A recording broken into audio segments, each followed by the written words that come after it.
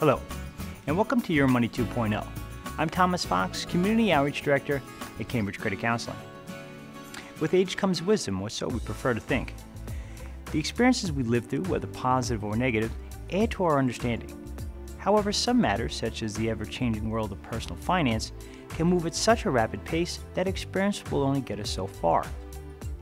When we reach our senior years, we may feel that we've seen it all, financially speaking. But one of the most important financial tools, our credit score, requires some special attention as we age. While the factors that comprise your credit score remain the same, payment history, amounts owed, and so on, the distribution of activity throughout these factors is changing with time. Our financial needs are prone to change as we grow older. Past a certain point, the older you are, the less debt you carry. The student loans are paid off, the home is paid off, and you don't need to replace your car as often because you may be driving less. It stands to reason that the most older consumers are less likely to purchase new homes or other big-ticket items or to rely on credit cards, but taking into account the way your credit score is derived, letting your credit go entirely dormant may not be such a great idea.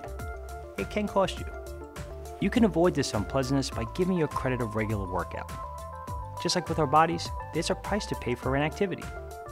First, many creditors have policies to close credit card accounts for prolonged periods of non-usage. Closing an account impacts two portions of your credit profile: length of history and amounts owed.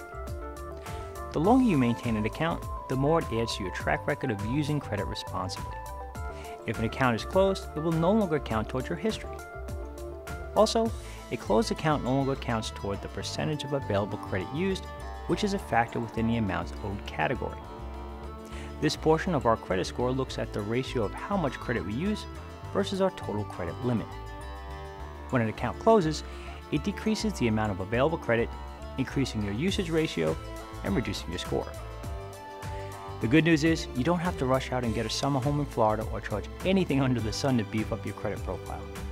You can work out your credit by making little charges here and there for things you need to buy anyway, and then paying them off in full when the bills arrive. Another way to ensure the health of your credit score is to view your credit profile regularly. Mistakes can pop up on your report without warning, and you also have to be on the lookout for identity theft. Therefore, it's vital you review your reports at least annually. We all have 3 credit profiles at any time, one with each of the major credit reporting agencies: TransUnion, Experian, and Equifax. And we're entitled to a free copy of each report every 12 months. Ordering copies of your reports is simple. Visit annualcreditreport.com, complete the required information, and you receive copies of your credit profiles in no time. When you get them, look each over carefully.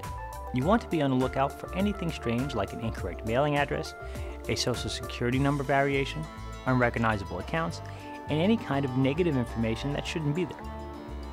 If there's anything wrong with your profile, your reports will provide instructions about how to dispute the items in question. It's not all doom and gloom. Because of your long history of using credit, any missteps will generally impact your score less than they would for someone who's just starting out. That's because your length of history is also a factor in your score.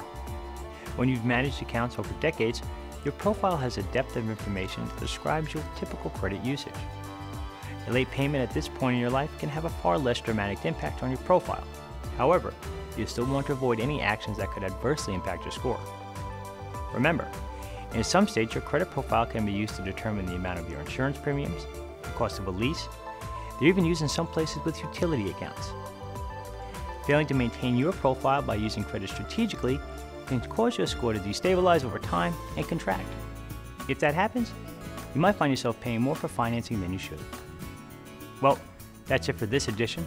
Until next time, I'm Thomas Fox for Cambridge Credit Counseling.